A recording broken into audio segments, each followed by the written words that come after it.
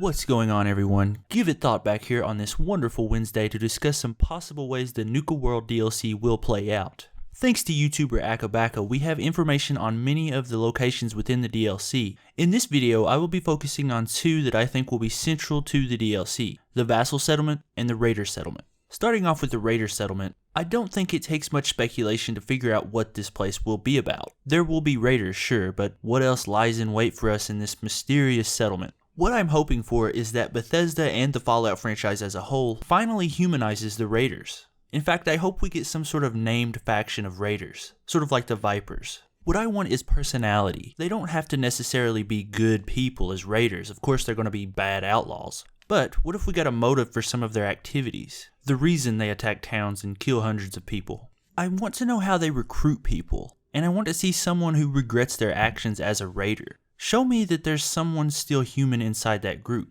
In New Vegas, we got the Fiends and we kind of got to see into their hideout. For those of you that don't remember, they were raiders who had holed up in a vault outside New Vegas. The most we really got out of that group was that they were all drug addicts and they really only liked the great cons who sold them the drugs. I guess addiction is a humanizing quality, I don't know. But more of what I want to see are relationships in the group, like sort of a Romeo-Juliet type thing between raider groups. That would be really cool. Because vassal is sort of a feudal age term, I expect to see something sort of like that, where two kingdoms per se are battling against one another. With the few bits of information we do know about the Nuka World DLC, we know that raiders control all of Nuka World. So what do they control it with? Of course, weapons, right? You know, strength in numbers. But I expect that there will also be some new chems introduced in this DLC. Not very many, of course, but maybe one or two. And I think the raiders will use this chem to control the masses. What will it be? I'm not really that creative. But we do know that Jet is highly addictive,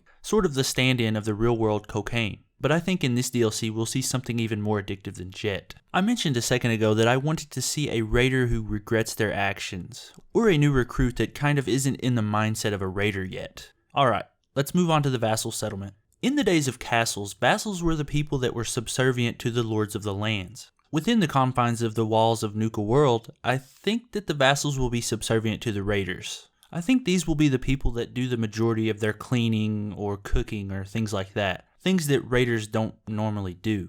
And obviously they'll be fed up with it. What is a good Fallout story without a little resistance? I think we'll also see the vassals taking care of the rides around the park. We'll probably see them oiling up the Ferris wheel or fixing the wheels on the roller coasters. There will probably be some kind of synth component to them as well. But again, I'm not creative enough to come up with an answer. But there has to be a reason that the raiders are taking control of these people instead of making them into raiders. Maybe it's just an economic necessity, but I think we will see some sort of synth element there. What I really want to see in this group is some former raiders. I think they will lead the resistance against their former faction and really lend to that humanity I was mentioning earlier. There could be a storyline where the player has to convince the former raider to either betray the vassals and join back up with the raiders, or help them escape their shackles. I would really like to see this play out like the Honest Hearts DLC from New Vegas, where you have to side with one or the other. I guess Far Harbor did that too in a three-way kind of thing, but nonetheless, you get what I mean. In the end, I think the most exciting aspect of this DLC will be the possibility of playing as an evil character.